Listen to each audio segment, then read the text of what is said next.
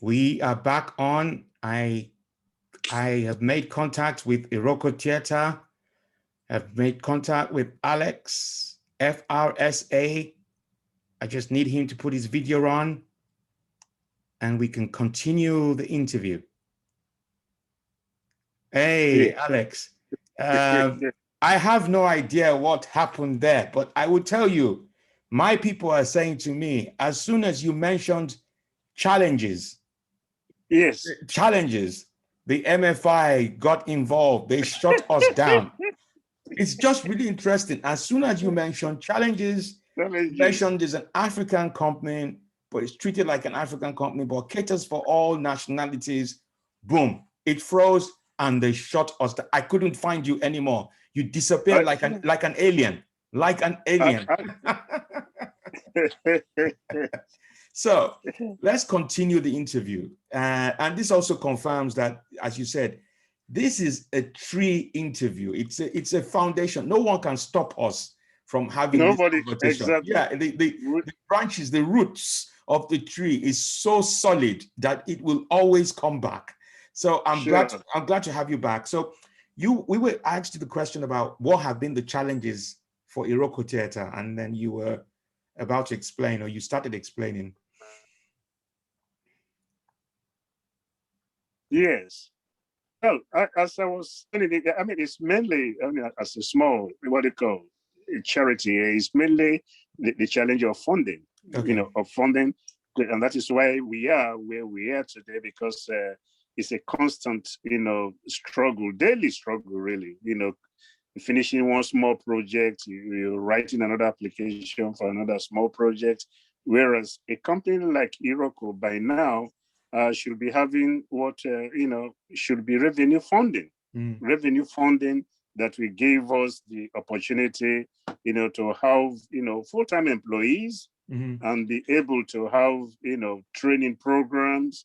Because look at it, African theater, African storytelling, and all that. How, I mean, the older generations that I know, people of my who have been doing the storytelling, we don't see any newcomers coming into the field. There are no newcomers, much as we know, doing young storytellers. And um, I mean, God forbid, what happened in the 80s and 90s, when we now came into, how many of us are doing it now? We need a sort of, program that company that will enable, these type of forms to continue.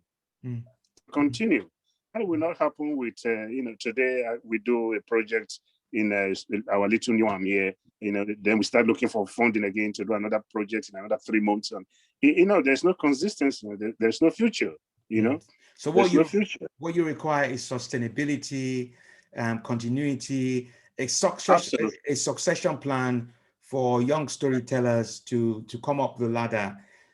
What about, because I always had the impression with the Black Lives Matter movement that would have opened the corridors for the likes of Iroko in terms of educating people about, racism, African culture, just enlightening people. Hasn't that created any opportunities for you?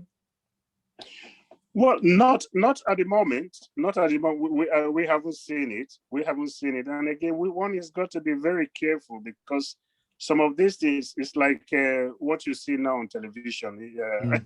Mm. Every television now, you have one black person now featuring all adverts. Mm-hmm.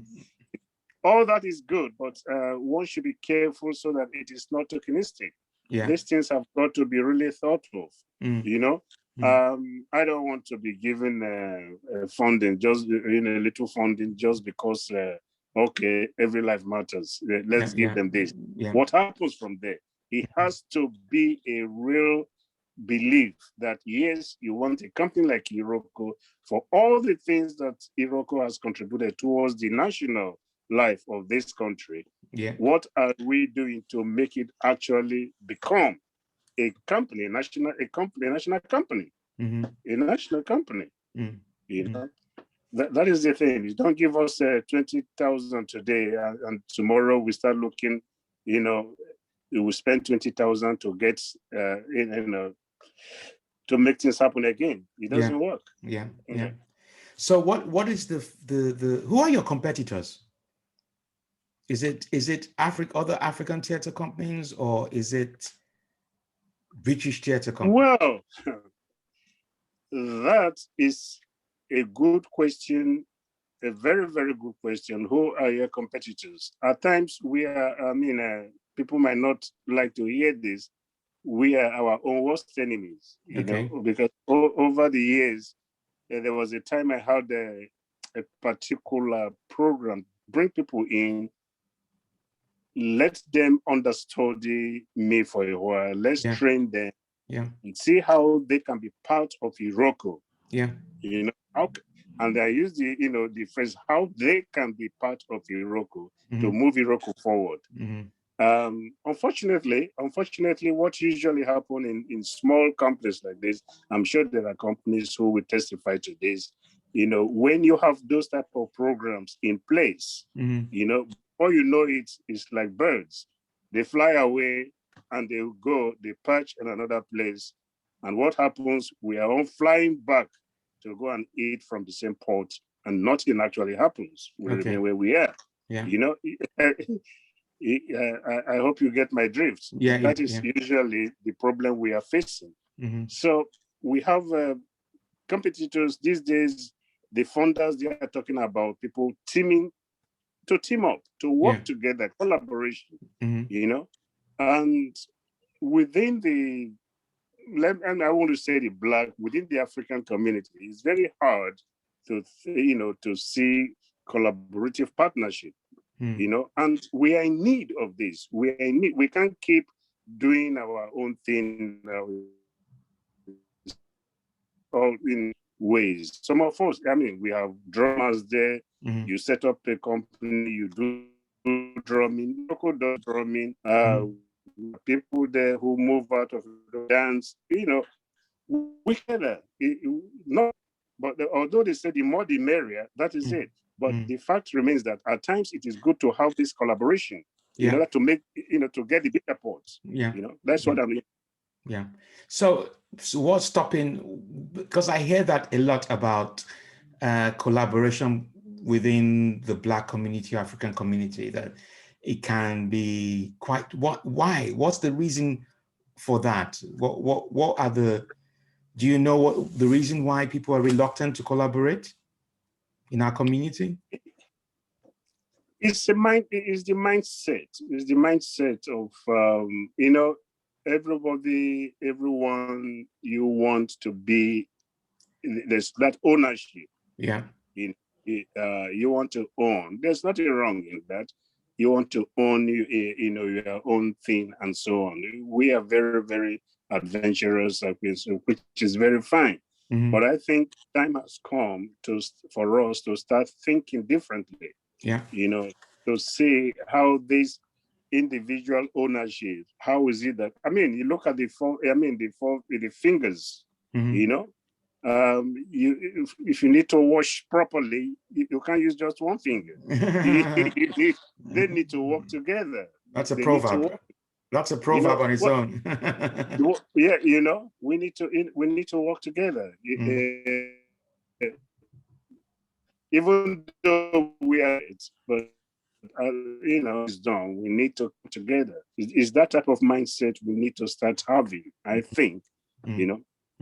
And do you have a network of theater companies? Do you guys network in any shape or form? Do you have regular meetings? Do you exchange ideas, or it's just non-exist? Everyone is just solo and trying to take whatever they can take. Well, there have been quite a lot of initiative, but I can't think of any network of African, what do you call art organizations now, whereby they actually come together and meet and share ideas and so on. Network, share information and so on. There is. I think Utopia. I mean, the way Utopia Theater, the way I see them now, I think they are almost on the path of being an engineer for something like that, because I like some of the ideas they've been using these days. Okay. You know, bring artists together. There is, I don't know if you know of a Utopia Theater. I've heard of Utopia Theater. Yeah.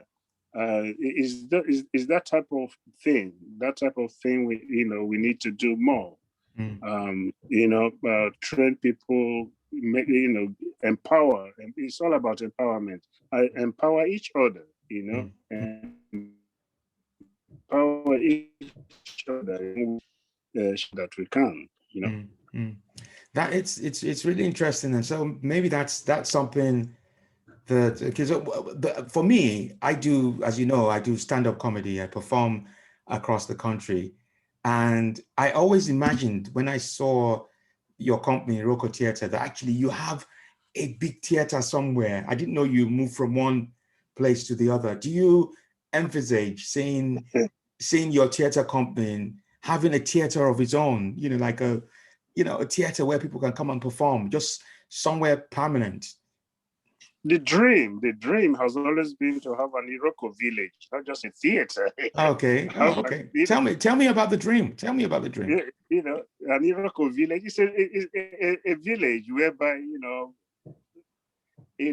symbolically people can come and actually meet Africa, enjoy Africa, whether it is storytelling, whether it is music, whether it is dance.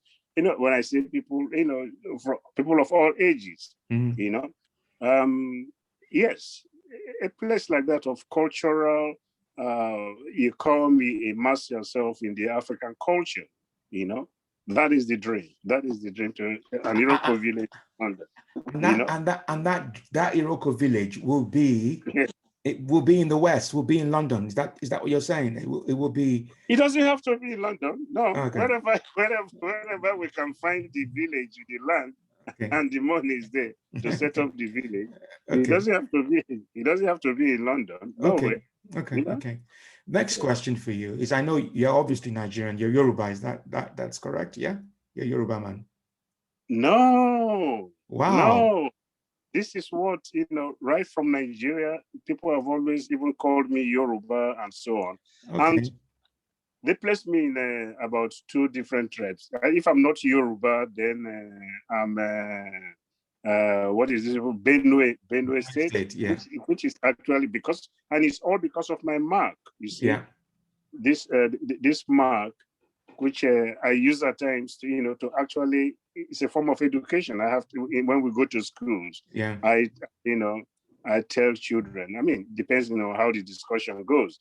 I tell the children about why I have this mark. Yeah. And Nigerians, they believe that, strongly believe that I'm Yoruba. No, but I'm from what is now Delta State. Okay. But even in the Delta State, there's even a confusion, because where my town is in Delta State, President, you won't believe this. Where my town is, we are surrounded by Igbo-speaking villages. Yeah. My town is called EBU. Okay. It is surrounded by Igbo-speaking villages there in Delta State. Wow. But our language is different. Wow. So we intermarry, we do this and that, we farm together. Every 5 market days, people of Igbo speaking, they are there. But our own language is different. Our language is more like Yoruba. And that is why people call me Yoruba. So how do but do you understand the Igbo language then? Of course, I understand Igbo, I understand. And you can speak Yoruba. It as well? Not fluently. My mom always, gives me sticks for that. You should be speaking Igbo, she always says. Okay. Okay. Because of intermarriage, our grandmom is from the Igbo speaking side. Okay. If you don't mind, I want to touch on what you said about tribal marks, because that's what we call it, isn't it? We call these tribal marks. Yes. Yes. Just bear with me 1 second. we call these tribal marks, and there's a reason we call it tribal marks. Can you explain what that actually means? For me, Yes. well, I mean, the tribal mark, calling it tribal mark is actually, it's not, it does not explain the mark really, you know. It is true that, you know, within some settings, once you see somebody with this mark, you know that he is from Yoruba or, you know, something like that. But it is not always the case, because in my own case, there's a bigger story to it. Yeah. Because if my name, people call me Alex. My mom has never called me Alex. My mom has never used her mouth to call me Alex, because my name is, you know, Keyi Relumi, or short form Relumi, which means please may you stay for me. Okay, which sounds very Yoruba. Which means, okay, it sounds like, but that is because my mom gave birth 1, 2, 3, stillbirth. Oh, okay. Yeah, so when I was born, I was considered to be what they call Obonjo, the spirit's child. Wow. So if you read Mike Ockery's book, you know, this, yeah. So it's like I was considered somebody like that who was being born and coming again. And when all this was discovered, you know, they decided that in order to stop that, I have to have this incision. So they called whatever the village medicine man and so on, who did everything and gave me all this mark, you know, and president. And that is why I'm still here today, unable to meet Your Excellency. So, do you believe that story? Do you believe that? You know what?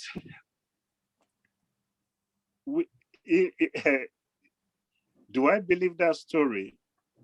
We are in a stage now whereby, you know, I just let those who believe, that is their belief system. Yeah. You know, there is nothing, you know. I had a discussion with my mom a few days ago. What she did, I will never imagine someone else doing it, but that is their own belief. Yeah, that was their own belief.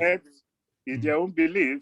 They, you know, and for well-being's sake, it does help them, because by the time I argue with them, you know, this is nonsense, this is no. It disturbs everyone. It disturbs me. It disturbs them that I don't believe. So I just let it be. That is their own belief. Okay. You know? But is it something, because I remember when I was born in the UK, and then I went back at the age of 5 from Liverpool and I arrived in Nigeria. And I remember the first uncle I saw had, you know, yours is just 2. He had 3 on the left and 3 on the right. And when I saw it, I was scared. I mean, I'm over 50. I still remember how frightened. That's all I remember about when I first arrived in Nigeria. I saw this uncle. I had not seen that many Black people before, so many Black people. And then this man has tribal marks. I just thought, what? But it's not something, it's not something that they do now in Nigeria. Or do they still do it? No, well, it is. No, I don't think it is practiced anymore. Yeah. But let's remember, up till the 80s, yeah, there are young girls who would have it for, you know, beautification. Yeah. You know, they will use cashew nuts. You know, you know, the nuts of the cashew is so acidic. So what they do, you know, the raw, the what they call the fluid that comes from it. You know, you know, it's what they use to put this mark, and all because they want to be beautiful. Before, if you have just very not big marks like this, especially for girls, it's considered that it adds to your beauty. you know. Well, So it's I really know for interesting. sure up to the 80s, it was still practiced. It's really interesting because I have an auntie who's no longer with us, bless her soul, who Amen. light in complexion. And I remember one day, Exactly. I just came back one day from school, and she didn't, they didn't give it to her when she was young. She decided to Yes, have three small, very small, tiny tribal marks yes, on yes, both yes, sides of the cheek. And yes. I just thought, wow, why did she do that? I didn't know until you've Yeah, now explained it. Yeah, exactly. yeah, up to the 80s. Wow. You just use the blade. If you're brave enough, you use the blade to, do it. Then you use the fluid from the cashew nuts. I Mm, sort of, what do I call it? It sort of enables it not to fade off. okay. Okay. Yeah. Wow. You need So this has been an interesting conversation. We started by so, but talking. Go on. you can see there are three.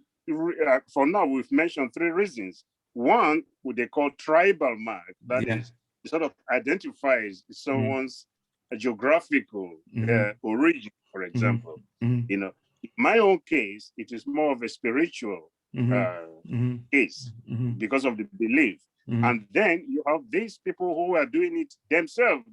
It's not done to them. They choose to do it, for beautification. Okay. And so when you explain that to your customers or your audience, especially if they're not African or are not aware of that culture, how do they react? Don't they find that really interesting? Well, that is the word. They find it really interesting. That's what they often say.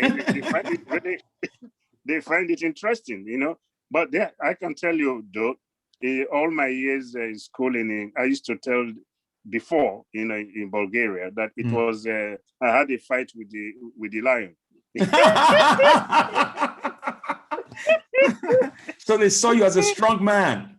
Yeah, yeah. I had a fight with it.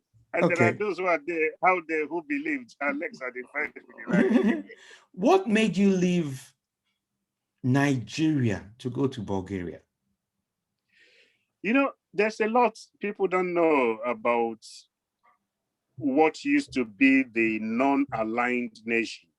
We politically, it is geopolitical. Mm-mm. Um, the non-aligned nation, Nigeria used to be a non-aligned nation, and that meant Nigeria as a country had a lot of contacts with all the nations, including the old Soviet Eastern Bloc. So Nigeria used to have cultural exchange Mm-hmm. with the old Eastern Bloc, the Soviet Union, the old Soviet Union, Bulgaria, old Yugoslavia, and the Czech Republic then, and East Germany. So you have a lot of students who went to these countries, some of them on scholarship from the Nigerian government. Some of them on scholarship from the trade union. I was able to secure scholarship through the Nigerian trade union. So that was how I found myself in Bulgaria, you Wow. know? Wow. Yeah. Wow. So, I mean, here in London, we have an association of Nigerian students who studied in Bulgaria, professionals in all works, we are here in London. We speak Wow. our Bulgarian language amongst ourselves. Oh, Uh, please speak, say President Obonjo in well, Bulgaria then. it's as the same. Господин, господин Obonjo. Wow. Wow. Господин. Wow. Wow. It's really interesting you talk about. So you spoke about non-aligned nations, and you give me the impression that that's not, obviously, I know that's not what's happening now. So Nigeria is at a disadvantage in terms of not having those same approach to non-aligned nations. Would you? Well, we're going into politics now. I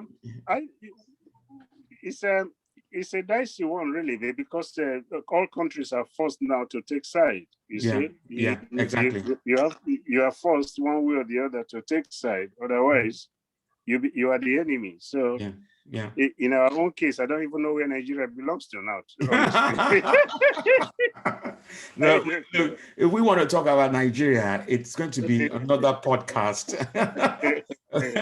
More than 1 hour podcast on Nigeria. Look, it's Oh my been goodness. it's been fantastic talking to you. You have an extraordinary story that people need to hear, and I'm really pleased I made contact with you. I'm hoping that once this pandemic is over, that Laughter Republic will be able to work collaboratively with you guys, because I think there's a lot we can, Presido, yeah, we can do. to be an honor. Yeah, there's a lot, and we should have. It's just the way life goes, but it's never too late, because I think there is a lot I can learn from you, and I can share with you as well in terms of Absolutely. the market. Yes. What would you like to say to my listeners from, and maybe who knows, maybe we haven't had any downloads from Bulgaria, so who knows, maybe because you are on here, maybe this might happen. But what would you, in summary, like to say to my listeners all over? Because we got people listening to this in America, in Russia, all over the Wow. world, at least 25 Wow. countries. So Wow. what would you like to say to them if they're interested in Iroko theater or interested in trying to find you? If they're interested to get in touch, please contact us on info, that is INFO, at Iroko, is spelled IROKO. That is info at Iroko Theater, one word, .org.uk. And you can find us on www.irokotheater.org.uk. Can I also say that when you are addressing him, please do not make the mistake when you write to him to not include FRSA. That FRSA has to be there, because it's really, really important. Because when I invited him to my podcast, I wrote and said, Alex, FRSA in capitals. Very, very important. Look, it's been a pleasure. I wish we could do longer. President. Yes. Yeah, go on. I mean, it's a pleasure. No, I just want to thank you for giving us this honor, to be part of the Laughter Republic. I really, truly, truly enjoyed my evening. Thank you so much. Thank you so much. So we've done the podcast in 2 parts. We have part 1 before the MFI stopped us from moving on, and then we got part 2. So I will send you the details, but it will definitely be in 2 parts. I certainly found the second part of the show really interesting. I think I got to know you, because the first part was more you focusing on Iroko theater and what you had achieved and you hope to achieve. But then this session became really personal. So I know we will be in touch soon.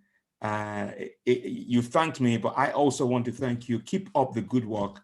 I know it is not easy, but you're still here. 20-something years is no joke. 20-something years of a tree with a good foundation. And I really do admire the impact.